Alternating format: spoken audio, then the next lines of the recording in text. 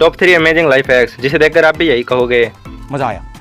और नंबर 3 तो आपकी मम्मी को बहुत ही ज्यादा काम आएगा, तो वीडियो को एंड तक जरूर देखना। नंबर 1, सबसे पहले एक बोतल लेकर उसके ढक्कन में छोटे छोटे छेद कर लेने हैं। अब बोतल को ढक्कन लगाकर कुछ इस प्रकार से कट कर लेना है। अब आप आसानी से कोई भी चीज छान कर पी सकते हैं। नंबर 2, 2 बोतल लेकर उन्हें कुछ इस प्रकार से पिचका लेना है और दोनों बोतल में पैर डाल लेने हैं और हमारी अमेजिंग चप्पल बनकर तैयार है। नंबर 3 जानने से पहले अगर आप भी भोलेनाथ के भगत हैं तो वीडियो को एक लाइक कर चैनल को सब्सक्राइब कर लेना है। नंबर 3, एक बोतल लेकर उसे आगे से कुछ इस प्रकार से कट कर लेना है। अब दोबारा उसे कट कर लेना है। इसके बाद आगे से इसे जोड़ लेते हैं। बिना उंगली कटाए आप भी आसानी से कोई भी सब्जी काट सकते हैं।